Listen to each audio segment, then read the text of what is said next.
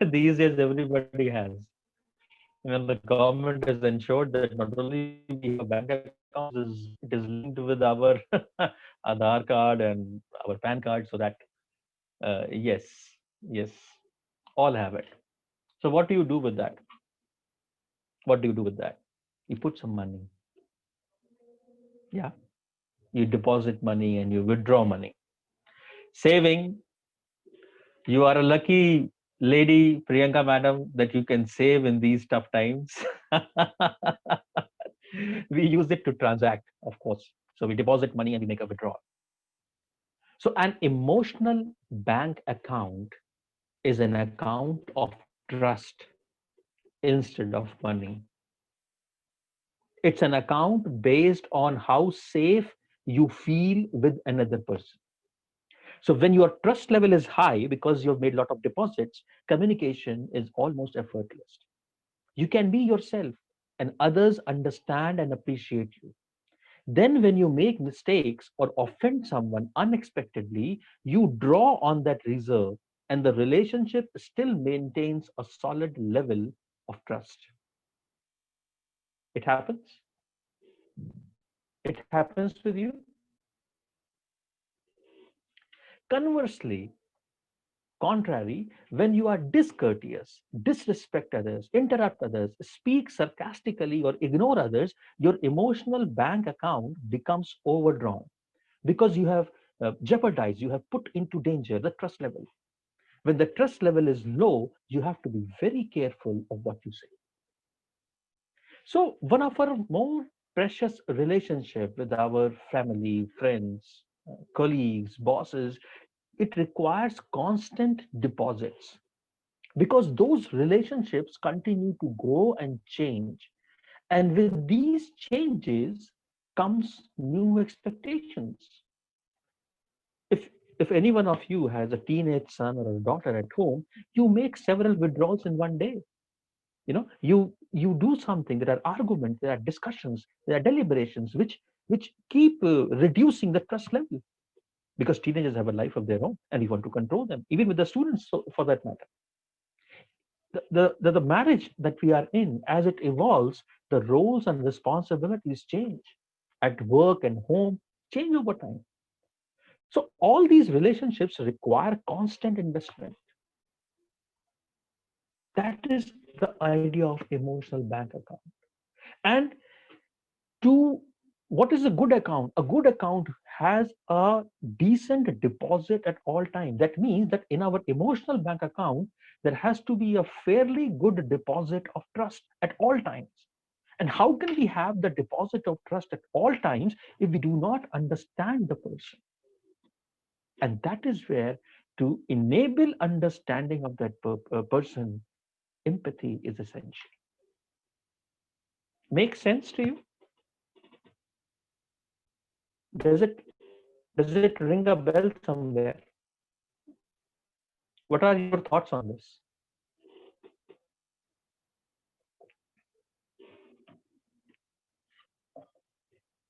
क्या विचार है, क्या लगता है आपको?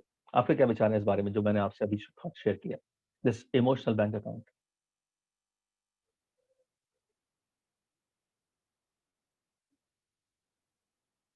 Please reflect, please relate it to your life. This concept is powerful because it transcends time and space and hierarchy. It doesn't matter whether you are the office cleaner, the middle senior management, or the boss. We'll talk about that. There's a kind word from anyone in the office. Somebody asked how to increase that deposit. लंबा चौड़ा काम नहीं है. It's not a big thing. A kind word from anyone in the office to another person of any level is a deposit. When you do anything nice to anyone in your office without expectation of any good in return, that is a deposit. That is a deposit. Doing something nice without any expectation. This can include making, sometimes bringing a cup of coffee to your colleague, bringing a glass of water, offering a free ride, giving a lift. Similarly, in business terms, when you relate to your potential client as a flesh and blood human being rather than your potential bottom line, you are making a deposit. You see? So every time you are doing something which increases the trust, putting in something to a relationship, you are making a deposit. And every time you are doing something opposite to that, which leads to a reduction of the trust, you are making a withdrawal. You're making a withdrawal. You do something which causes hurt to others, you are making a withdrawal. Now listen, go back, reflect. The emotional bank account of the relationships that are empty are bank accounts from which withdrawal has happened. Instead of deposits, withdrawal has happened. I'm not saying right or wrong. I'm only saying because the empathy, this connect, this emotional connect with the person was lacking. We were not able to understand. Whose fault? I'm not going to comment that. But that is what the process. So these deposits do not stop. It transcends time and space. After work, there are some inner circle people whom we relate to and love. And all that we have to do is just listen, empathic listening. Just listen. And to any of the loved one, it is definitely a deposit. I tell you something, lot many problems which students have, lot many problems that parents have with their children is because the parents have not been able to give a listening ear to the children and vice versa. But because it is parents who are elder, parents who are more experienced, parents who are parents, the responsibility is more on the parent. Same case with our family, with our loved ones, with husbands and wives and husbands, with brothers and sisters and sisters and sisters, and so on and so forth. We have not been able to give a listening ear to them, to understand where they are coming from. And hence the emotional bank account is empty because the deposit of trust has been withdrawn. Do I make sense? See, the case with us is that we are so very filled with our own rightness, our own autobiography. We want to be understood. Our conversations become collective monologues. We never really understand what's going on in the inside of the other human being.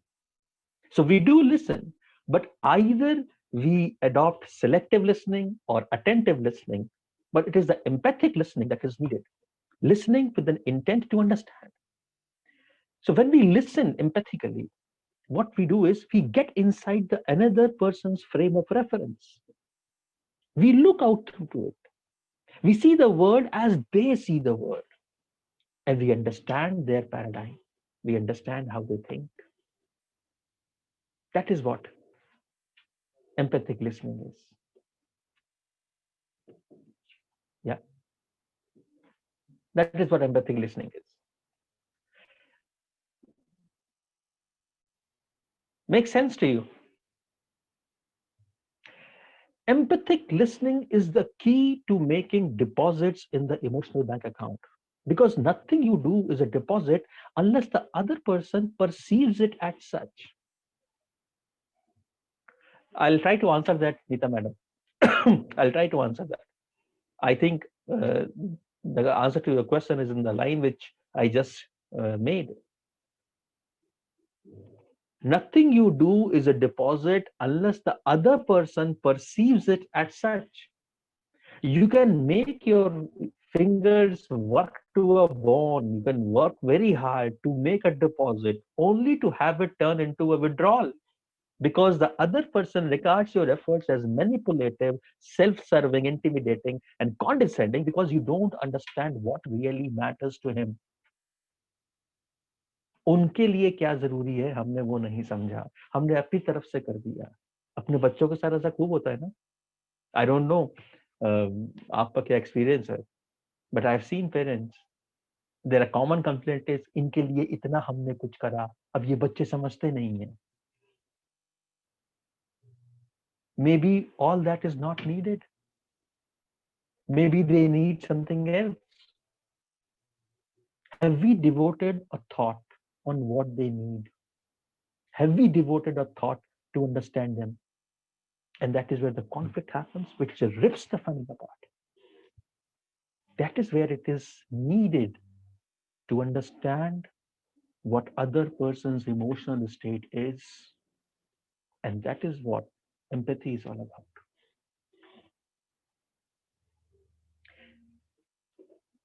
You know, there is this concept of psychological air. Let me put it in the chat box for you. Psychological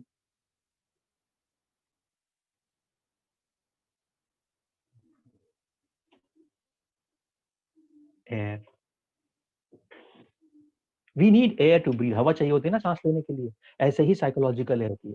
Psychological air का मतलब ये होता है कि when you listen with empathy to a person, you give that person psychological air, and that is a vital need. Mental space चाहिए होता है. Mental space that yes, somebody is ready to share.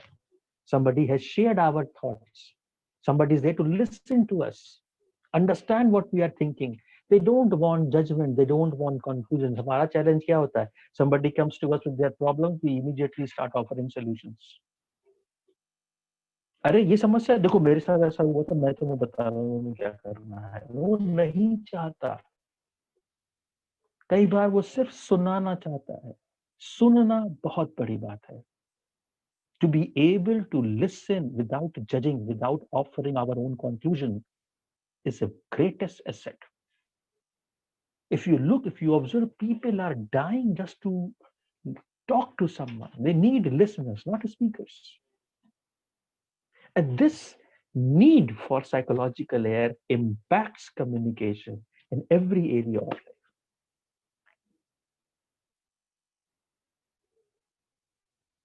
You see? How much of what I say, enough is speaking from my side. I'd like to listen to you. What are your thoughts on this idea that I have thrown? आपके क्या विचार है? आपको क्या लगता है मैं कितना सही बोल रहा? आपके अपने एक्सपीरियंस में ये कितना रेलेवेंट होता है? कितना फिट होता है ये? You're experienced people, all of you, learned people.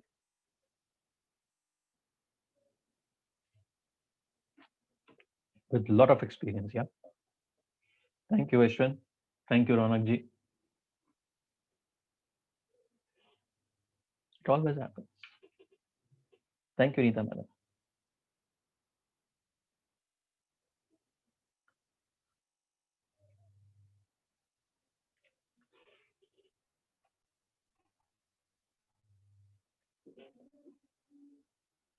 So we have 120 participants, only 3 are responding. Okay. I hope it is not heavy for you, is it? That's why God gave us 2 ears and 1 mouth. That is one way of putting at it. Thank you, Ashwin. Thank you, Ashwin. And as we move along, uh, I'll take you through something else that God has given us regarding empathy. Please, you will realize it. It is not just about having 2 ears and 1 mouth. It is way beyond that. God has given this as a gift to us. Okay. All right, friends. So let me take you further. You can only understand people if you feel them in yourself. Very profound, very strong, I would say, a statement to remember. Empathy builds on self-awareness. And if you recall, self-awareness was the first component of emotional intelligence. Yeah. The more open we are to our own emotions, the more skilled we will be in reading feelings. This failure to register another's feeling is a major deficit in emotional intelligence and a tragic failing in what it means to be a human. Because all the rapport, the root of caring, stems from emotional attunement, the capacity to empathize. It comes into play in a vast array of life, be it education, be it interaction, sales, management, parenting. Absence of empathy is also equally glaring. Its absence is seen in criminals, in molesters, in rapists, in psychopaths. So how do you find out? Uh, how do you identify the people's emotion, what they are feeling? I want to ask you this question. If I ask you to identify the emotion that they are feeling, the people, the emotion that they are feeling, how do you identify? How can you identify?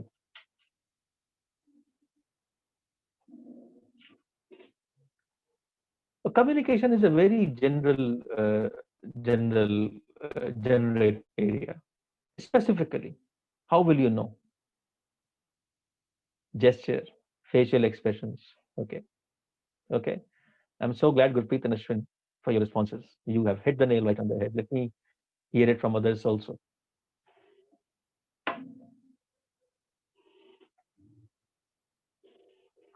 Regularly communicating, how? Non-verbal. Yes. The key to intuiting another's feeling is the ability to read non-verbal channels. Non-verbal channels, the gestures, the tone of the voice, most importantly, the facial expressions, and all that stuff. Not the words, because the words can be masked. The words can be masked. How you say those words can never be masked. By the tonal quality, by the manner in which they are expressed, you can identify the emotional tone, the emotional state. And if you are sensitive enough, you can identify which uh, emotional state the person is in by looking into their eyes. How, Nita? How? How can looking into the eyes tell about? Soft skills is a very generic term. So non-verbal is a component of soft skills. Good people.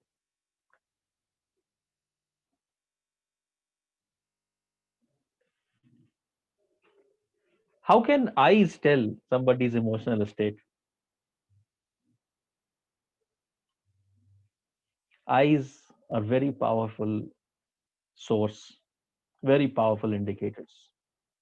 So when you look at someone, tears in the eyes, yes, that is one. Some people see if the person is clear, if the person is not disturbed, is not in the frenzy of an emotion, he will maintain eye contact, look you in the eyes, if he's confident from inside. But if he's disturbed, their disturbance can happen for a variety of reasons. Either he's fearful or afraid, he will not look into the eyes. Or if he wants to avoid eye contact, which means he's trying to avoid you. You see? So, very important. But most important, it is the tone. Let me share with you an interesting piece of research. There is this guy known as Robert Rosenthal. Tone and the tenor. Yes, of course. Movement of eyes, it speaks before the words. Yes, if you're sensitive enough, mothers know that better than anybody else. The largest body of research on people's ability to reach such non-verbal messages is by Robert Rosenthal, a Harvard psychologist. And he devised a test of empathy. It's called PONS, PONS, the profile of non-verbal sensitivity, in which a series of videotapes of a young woman expressing feelings ranging from loathing to motherly love. So what they did was they they videotaped the mother expressing various feelings, and uh, for some technique they applied, uh, the video was edited so that the portrayal of one or more channels of non-verbal communication was systematically blanked out, in addition to having the words muffled. what happened is, in a test with over 7,000 people in the United States, the benefit of being able to read feelings from the non-verbal cues, all those people who were able to understand those non-verbal cues, those people were found more emotionally adjustable, more popular, more outgoing, and more sensitive. You understand? The ability to read non-verbal. This is how they found out. And it will make our female faculty members very happy that women have been found to be more good, to be better than men in this. Women have been found to be more empathetic than this. Is there a reason? Can there be a reason?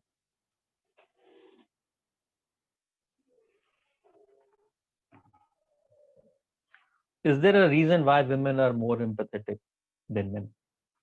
Do you agree with this research finding? Mamta, okay, but why? Why is why has nature given mamta or empathy to women more in quantity than men?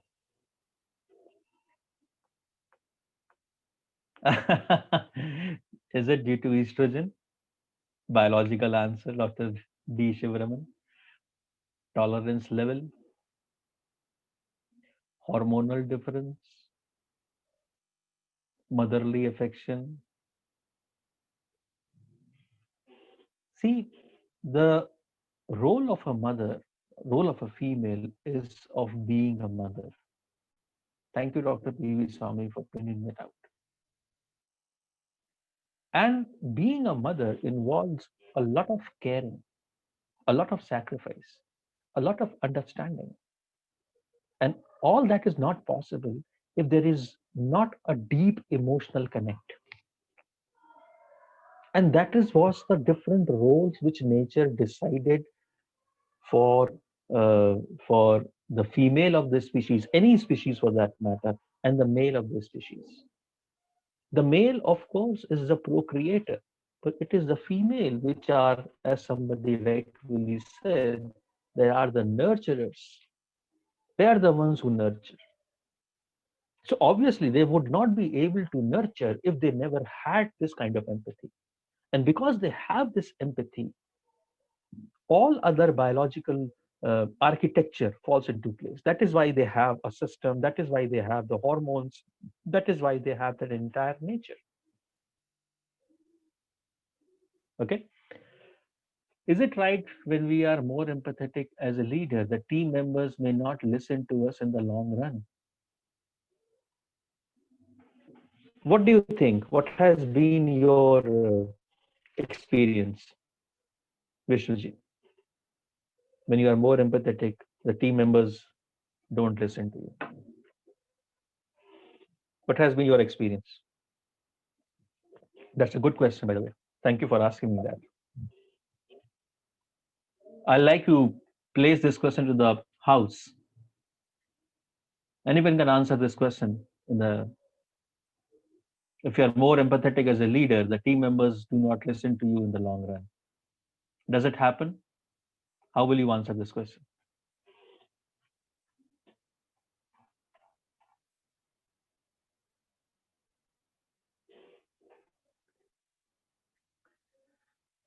Surely it happens. What? Do they listen or do they not listen? Taken for granted. There has to be a balance. How when it comes to deadlines? Okay. Over empathy may result this. So, Dr. Vishnu, have you been empathetic or have you been sympathetic? There is a difference. There is a difference. Empathy means understanding the emotional state. When you understand somebody's emotional state, you connect. You see the world through his eyes. But it is not something that happens unilaterally. When a connection is established, there are two entities that join in. So they both resonate. We spoke about resonance in the last session. Recall that? They resonate. Then both of them understand each other. And if this is not happening, then empathy has not happened. That means that something is missing. So when both of you understand each other, both of you understand each other's situation, that is where the synergy happens. That is where the synchronization happens. That is where taken for granted does not happen. Because if I have that empathic connection with anyone else and I take him or her for granted, it means that I am taking myself for granted. Do I answer your question? It is important to, thank you for bringing that out, Vishnuji, because this is what we miss. There is an erroneous idea that we feel that understanding someone's emotional state means empathizing, and sympathizing means subduing ourselves, submitting ourselves, surrendering ourselves, accepting what he wants to say. No, it's not like that. It is a strength.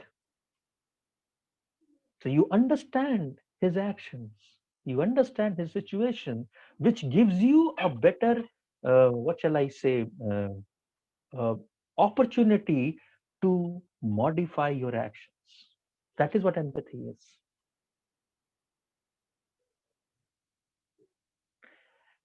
When leaders become ruthless, HP, I don't know, sorry, I don't know your name. When leaders become ruthless, they are devoid of empathy. That is where the downfall happens. That is where they, yes, Dr. Anjali, that is, thank you for sharing your name with me. When leaders become ruthless, that is where they start losing the support. People start, the kingdom of hearts that they have built up, they start losing that because they stop inspiring. Then it is more of a fear, more of a compulsion. Do I answer your question, Dr. Anjali?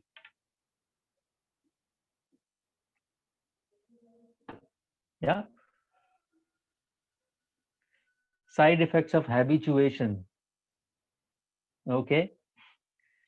Over empathy at certain point becomes habitual and people take it for granted. No, see, if a leader is biased, then motivation is also lost. Yes. How to change this attitude?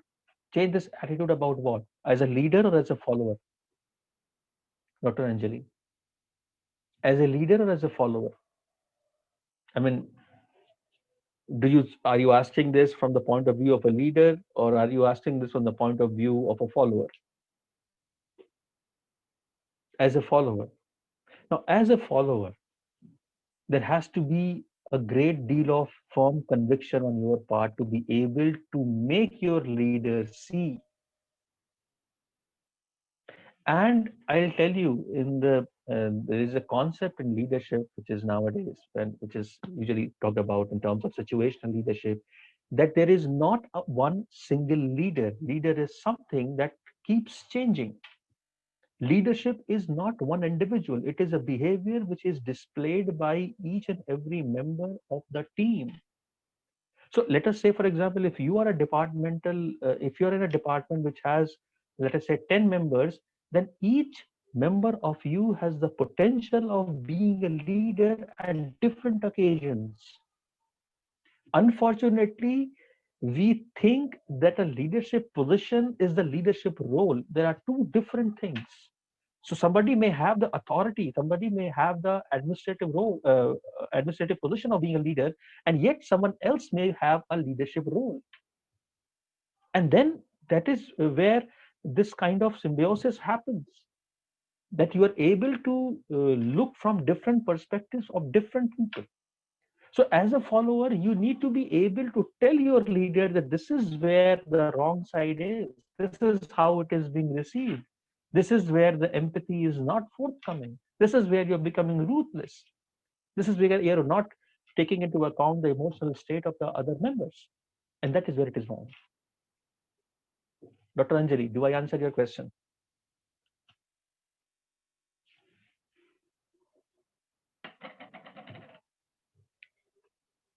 Yeah,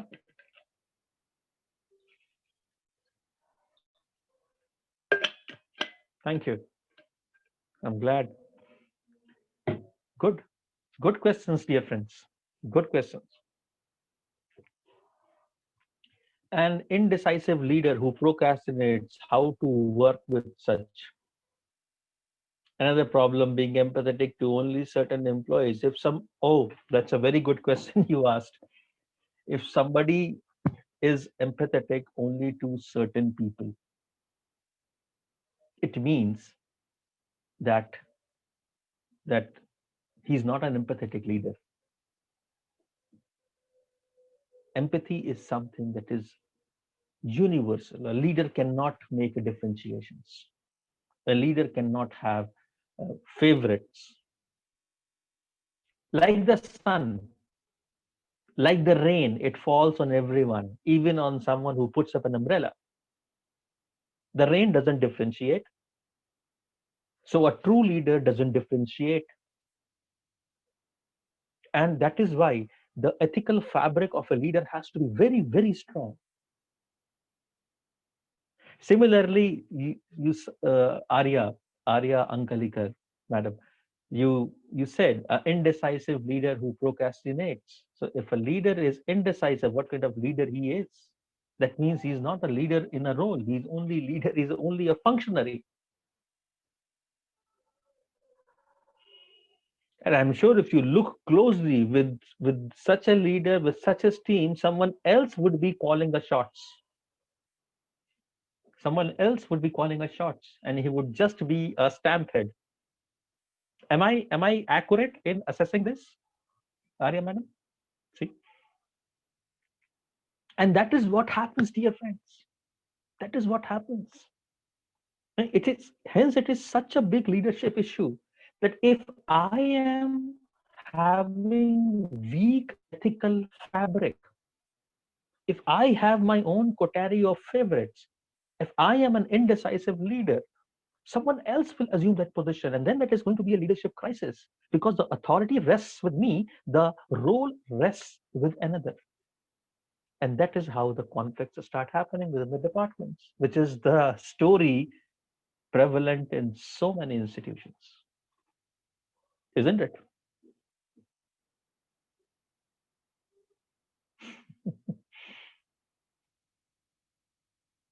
Yeah.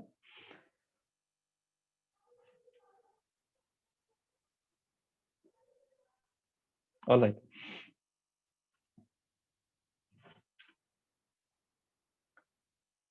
So I'd like to take you through how empathy unfolds or how it works. I'll take you a little deeper. So, there are daycare centers and there are researches on how the research which have involved and scientists have studied the empathy as it is expressed in humans, and they got in touch with a couple of daycare centers where mothers bring their babies to spend some time. Of course, it is a culture in the West. It doesn't happen in India because we have joint family systems, so we have inherent support. But in West, that is not the culture, right? So because there are isolated families, nuclear families, sometimes single parent families, sometimes there are no families for that matter. So children are put into daycares, and it was in such daycares that this researches, these experiments were done. So one group of toddlers. You understand what are toddlers? Toddlers are hardly 1 year old infants, along with their mothers. They're observing. The scientists are observing, and what I tell you next is based on their observation. The scientist, the psychologist writes in his journal. So he's observing a baby girl named Hope, and he is making this entry into his journal.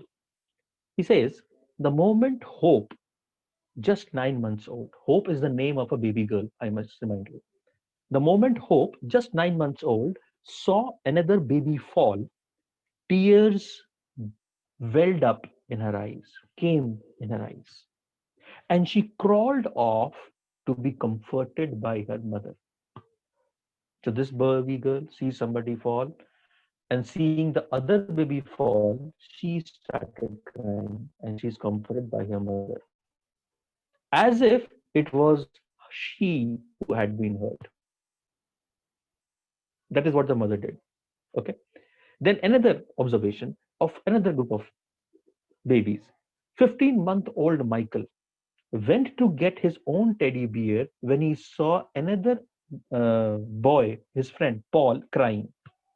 And when Paul could not be comforted by the teddy bear, Michael brought his own blanket to Paul to comfort him. So both these acts of sympathy and caring were observed by mothers trained to record such incidents of empathy in action. And the results of the study suggest that the roots of empathy can be traced to infancy. And I'm talking about something very important here. Till this time, we have been talking about empathy from the adult's perspective, that adults should have it empathy. But here we find that the roots are already there. We, all of us human beings are hardwired in our early childhood. Since the nervous architecture is present, the roots, the seeds are present to feel empathy. And developmental psychologists have observed that since from the day the infants are born, they are upset when they hear another infant crying. And this is a response that some people see as the initial step, the precursor to empathy. Infants feel sympathetic distress even before they fully realize that they exist apart from the others. When an infant, newly born baby, he doesn't have the sense of his own identity, so he can't understand, he can't make the differentiation. Okay, even a few months after birth, infants react to disturbance in those around them as though it were their own, and it is a recorded statement, recorded observation. So if the mothers cry, or if somebody else cries, they also start crying. And this is recorded by Martin Hoffman at the New York University. And we call that, there's a term for that, motor mimicry. Motor mimicry fades, it goes away when the toddler is about 2.5 years old, at which point they realize that someone else's pain is different from their own. At this point of time, at 2.5 years, the toddlers begin to diverge from one another in their overall sensitivity to other people's emotional upsets. And a large part of this difference in empathic concern has to do with how parents disciplined their children. Fabulous observation. Children were more empathetic when the discipline called for strong attention to the distress their misbehavior caused someone else. So let's say a infant 2.5 years old or 3 years old or 4 years old hits some another baby, and the mother scolds, look what you did to her, look how sad you made the other child, look, hitting is bad, it hurts, you hurted the other person. So if this kind of behavior is accompanied by scolding or disciplinary kind of action that is not permitted, the child gets that feeling that it was not to be done. And that is how they started getting uh, a sense of feeling that this is not something to be done, that is not good to hurt others. The child's empathy is also shaped by seeing how others react. And there is a very famous researcher, Daniel Stern, from Cornell School of Medicine. He says the most, he recorded some observation between a mother and the child, And he says the repeated exchanges that take place between parent and child, the most basic lessons of emotional life are laid down in these moments at the early stage. The most critical of these exchanges are the time when the child knows that her emotions are met with empathy, accepted, and reciprocated, and this is a process which Daniel Stern calls as attunement. Attunement. Tuning करते हैं ना हम लोग, जैसे radio में tuning करते थे, we tune, don't we? Same kind, emotional attunement. And Daniel Stern says that countlessly repeated moments of attunement or misattunement between parents and child shape the emotional expectations the adults bring to their close relationships. That is how powerful it is. So, in your experience, dear friends, have you seen examples of what I just shared with you? When you have observed the behavior of the students or of people around you, and you have certain idea about their background, can you see some correlation between what I just shared with you?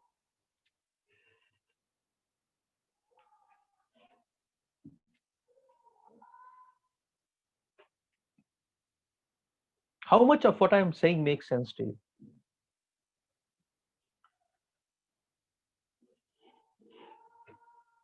They exhibit unity.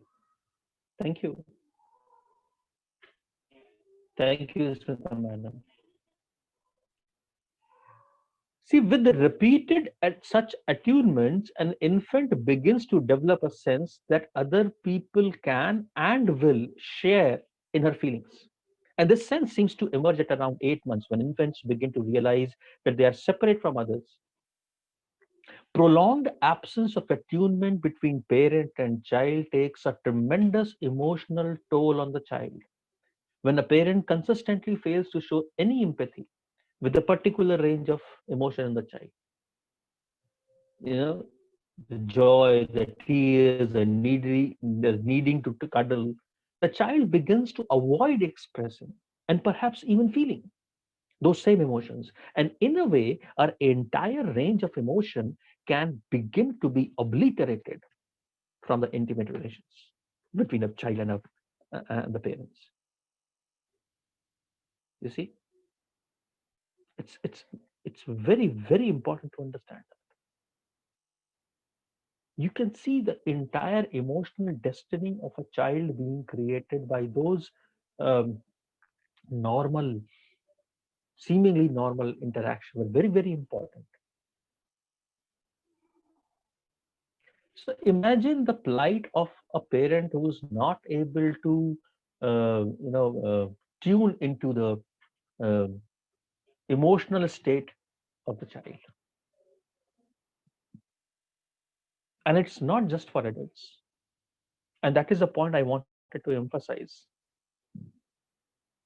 So next time you look at your students, no matter which background they are from, and when you try to analyze them and their behavior, please do incorporate this angle. When you next time look at your own children or the children in your family, do bring in this angle. Start seeing this from this perspective, and you will discover a whole new world. Okay? So, any questions till this time before I move on to the next slide? Any questions till this time?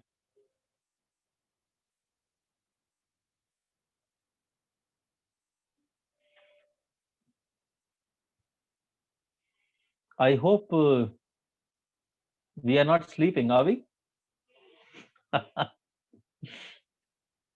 I hope we are 129 participants. Great.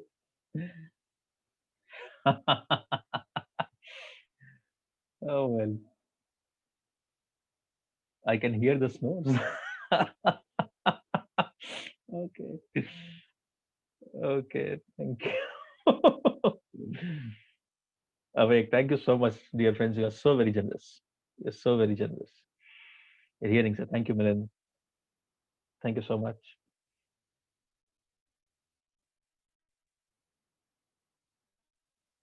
Any questions till this time from you? I've spoken for very long. I know this might be a little heavy for some of us, but I wanted this to be brought, dear friends, because teachers, I have always maintained, are is a very critical role they have to play because they are the fulcrum around which the societal change evolves. It's a tremendous responsibility that descends on us. We correct what is wrong in every sense. We are the ones who polish. We are the ones who smoothen the roughened edges. And that is why it is important that we should know.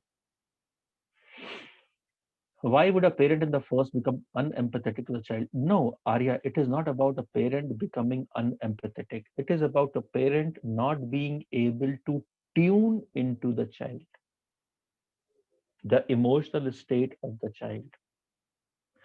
See, we do something that we are aware of. When we are not aware of, we sometimes either miss out on things or we sometimes do any task wrongly.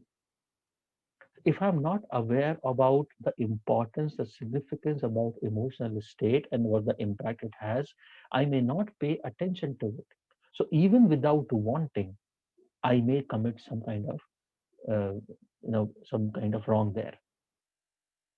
Arya, do I answer your question?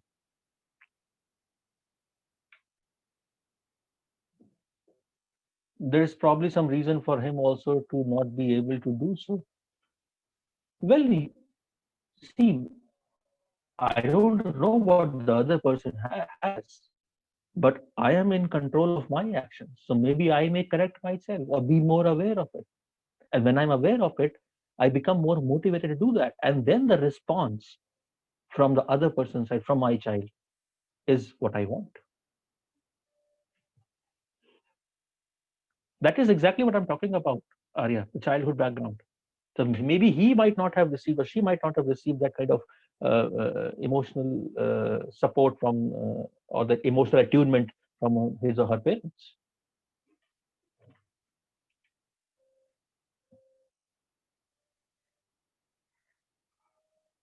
Getting a positive reaction after showing empathy is a difficult task. No, I beg to disagree, Nita Madam. I beg to disagree.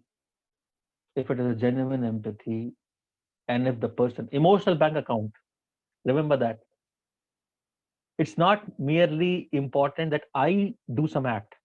What is more important for the other person to perceive that it has not been an act of manipulation or to win brownie points. It is has been done with a genuine sense, with a genuine care. You see? Do I answer your question, Nita Madam?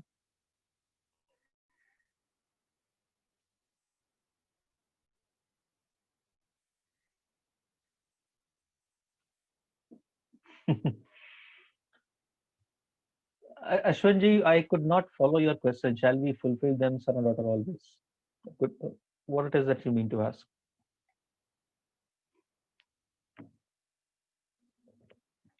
In a group of people who are working with others, to get empathy always is very difficult. What to do?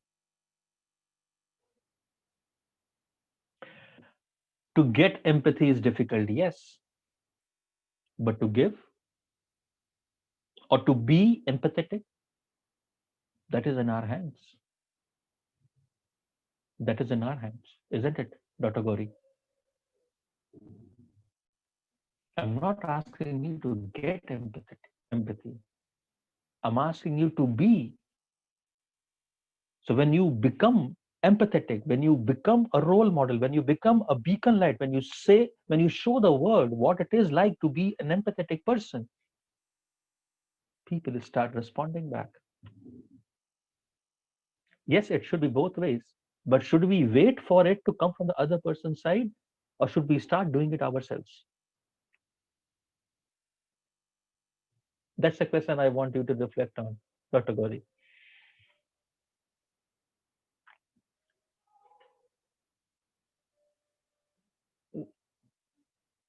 Shall we fulfill them requirement always? Acha, now I get it. So what Ashwini is trying to ask is, being empathetic, does it mean that we should always fulfill their requirements, the requirements of the children, isn't it? So today they want a chocolate, tomorrow they want something more, and so on and so forth. And if you give them cakes and pastries and chocolates and clothes and shoes and goody goodies, you're empathetic. No, empathy doesn't mean, I specifically mentioned that. Empathy doesn't mean surrendering. It doesn't mean surrendering at all. It only means to understand what kind of emotional state the other person is. So let's say, for example, your son, I don't know how old he or she is, comes and asks you for something, or maybe a bicycle. Yeah. And what you need to understand is, why is he asking for a bicycle? What is the need? Is it because he really wants to ride, or is he because he wants to show off to his other friend who has just purchased a beautiful model? Or is it because the other friend has not allowed him to ride a bike and he's feeling hurt? Where is this demand coming from? And then you can always tell him if it is justified or not. What we get into the trap is that we start immediately judgmental. We start being judgmental. We either refuse or we exceed. But if we understand what is behind and why he's making that demand, we devote some time to listen, and then we choose our stand and explain our stand to him or her. I think we'll be, embarking on a more open dialogue. Do I make sense, Ashwinji?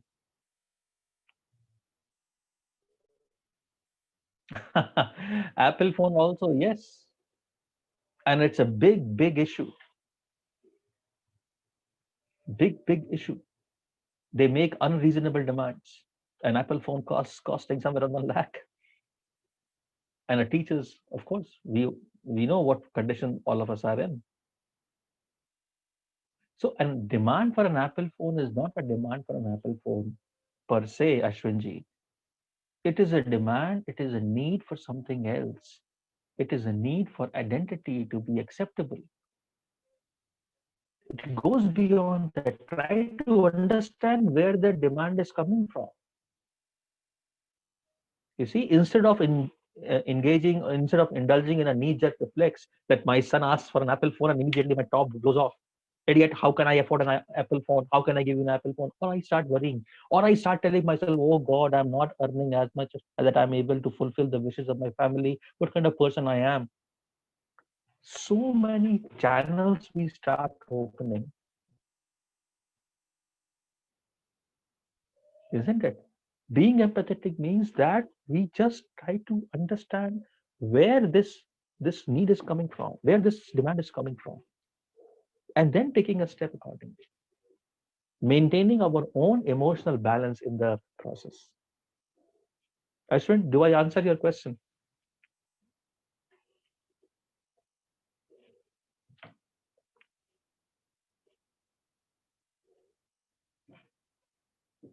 Yeah. Thank you, Bhakti. I don't know what that true is for. Is that true about the Apple for demand, or is that true for the way I answered this question? But for wayward son. Well, uh, I think you and I can have a chat later on this, Ashwin. Let us move further. Thank you, Arya. All right. Let me take you to a deeper level. Let me take you to the neurology of empathy.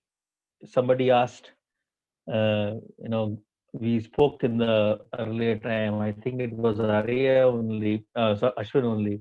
that God has given us 2 ears and a mouth. So this slide is about what actually God has given us as far as empathy is concerned. And I shall take you through this. So there is this scientist, a psychiatrist called Leslie Brothers. नाम है, दो भाई नहीं है, नाम ही है ये. Leslie Brothers, a psychiatrist at California Institute of Technology. So I want you to please focus here on this. These two figures are just to give you an idea about how the different organs are placed. So on your left of your screen, where you can see my cursor, this is the emotional architecture of the brain. This is the structure in the brain because of which we are able to feel emotions. Emotions, I must categorically say, have got no connection with the heart. जज्बातों का दिल से कोई ताल्लुक नहीं होता. ये शायरों ने बड़ा गड़बड़ कर रखा है. शायरी में दिल जज्बात होता है. एक्चुअलिटी में we feel through our brains only, and this is the structure by which we are able to feel. Okay. Now, if you look at this structure sideways, you will find this. I want you to focus here. This is known as the prefrontal cortex. Okay. This is the visual cortex. Visual cortex is the place where our visual memories are stored. All, all visual memories, whatever we have seen, whatever we see. Okay. This structure here, you see, is known as the amygdala. Our entire emotional architecture, especially in concern with empathy, is governed by, is controlled by this three structures, and I'll take you through why. So, reviewing both neurological findings and comparative study with animals, Brothers points to the amygdala and its connections to the association area of the visual cortex. So, amygdala here is connected with visual cortex. Where is what is visual cortex? Visual cortex is the area where all the visual memories are stored. So, they have some studies. I don't want to go into those details. Scientists have identified neurons in the visual cortex that seem to respond only to specific facial expressions or gestures. Okay, that means that here, when they see some gestures in the other person, they start having some activity here. And they conducted experiment on the monkeys. They found that some threatening expression or opening of the mouth, of fearful grimace, and immediately the neurons start firing. This means that the brain is designed from the beginning to respond to specific emotional expressions. So what we spoke about infants responding to mother's emotional tone and overtures is a proven reality. This is why they do it. Okay. This amygdala is also related to cortex, the prefrontal cortex, which is the cortex that it is right behind your forehead, the seat of logical reasoning, thinking. A lot of connections there, and this connections, they have a role in responding to emotions. Leslie Brothers said that in which the monkey did some experiments on the monkeys. So the monkeys in the wild had the connections to this amygdala and cortex cut off. And when they were released into the forest, they found that they were able to feed, exist, but they remained disconnected from their community. They remained isolated. And one thing about a monkey, one thing which is similar about monkey and humans is that they remain in groups, in colonies. We say man is a social animal. So the point I'm trying to bring forth, the point I'm trying to highlight is that this aspect of empathy is something that was critical, but was given to us. It's an evolutionary mechanism that we have evolved to enable us to live in a social setup. And the evidence is there, right there in our neurological architecture. Our existence in a social structure is critically important to us being able to feel empathy.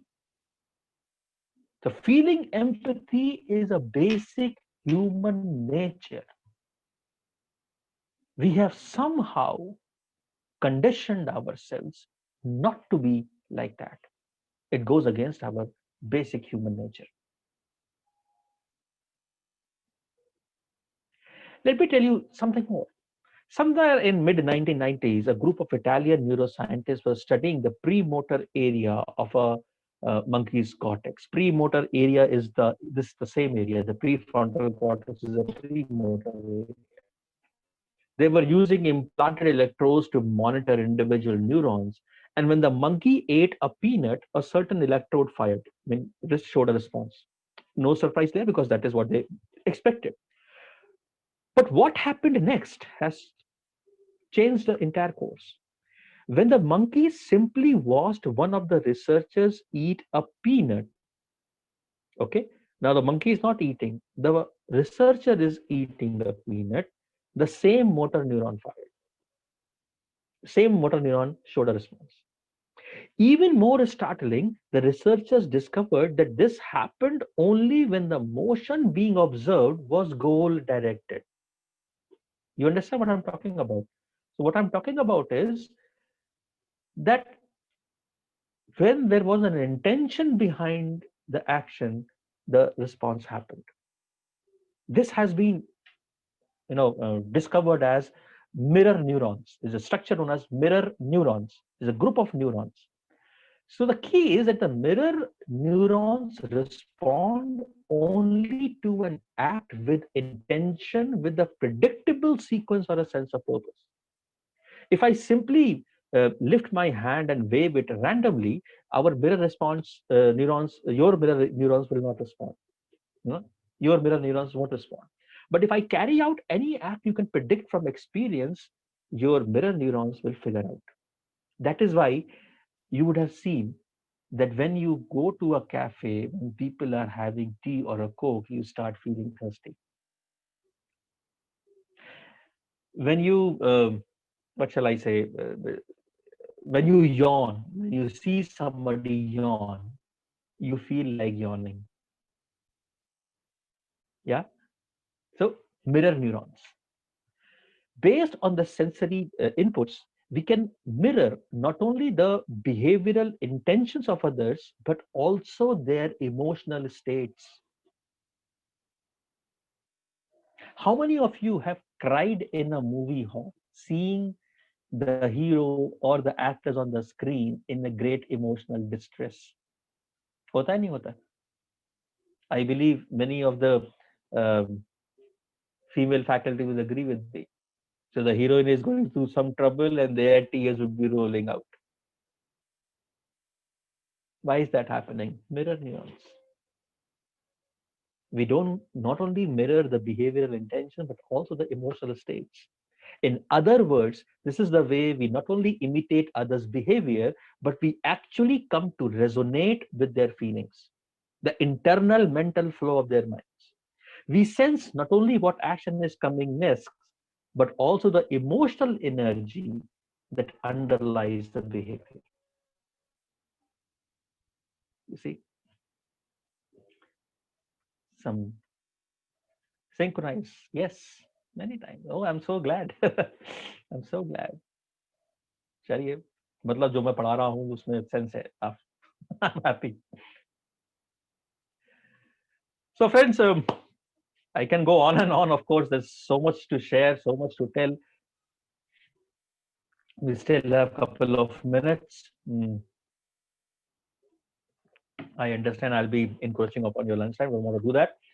So, which brings us, we've been talking about this neurology of empathy, how it is an evident, nature has given this to us. The entire circuitry is present in ourselves. How can we more empathetic? What to do with this? Now that we have a circuit here, what to do with it? Yeah. How can we more empathetic? So there are some steps that we can take, and these are the habits of highly empathic individual. Number one, cultivate curiosity. Be genuinely interested in people. Try to find out more. Talk to them more. Challenge prejudices, your own prejudices about people. ये ऐसा है, वो वैसा है, यहाँ के लोग ऐसे होते हैं, यहाँ के लोग वैसे होते हैं. He did this, so he would be like this. These are the prejudices. Challenge them, examine them, evaluate them. Are they really true? And you will find that all these banners will lift away. All these limitations will lift away. Try another person's life. Yeah. Try to look at it from their perspective. Try to look at it from their angle. See from their end. Listen hard and open up. And that is very, very important. We tend to bottle ourselves. We tend to close ourselves. We are hurt and we close ourselves. We try to avoid. Don't do that. Listen to people. Be more tolerant. Be more open. Be more accepting. Listen. When you listen with the sole reason of uh, attuning to them, tuning into them, you understand their perspective. And then you realize that they were not in the light that you were looking at. And when such connection happens, open up. You will discover a new world. Inspire mass action. That is something which you would have seen during the COVID times. People came together to help other people. That is what empathy inspiring mass action was all about. And finally, develop an ambitious imagination for the larger good. For the larger good, you see on Facebook things happening. You see, trying to be more, uh, using it to be more, what shall I say, more active, being more productive. You know, we believe that empathy should be reserved for those living on the social margins, or those who are suffering. That is necessary, but not enough. We need to empathize with people whose belief we do not share, with those of them with whom we have had fight, we have ideological differences. Ambitious imagination would be finding a common ground with them, even being empathetic towards them. Okay, so that is all from my side, dear friends. It was a pleasure being with you all. Thank you so much for being a lovely audience. I hope you enjoyed as much as I did. Feel free to reach out to me with your queries. These are my coordinates on the screen before you. This is my WhatsApp number as well. You are all aware of it. If there is anything, feel free to ask. And I would now like to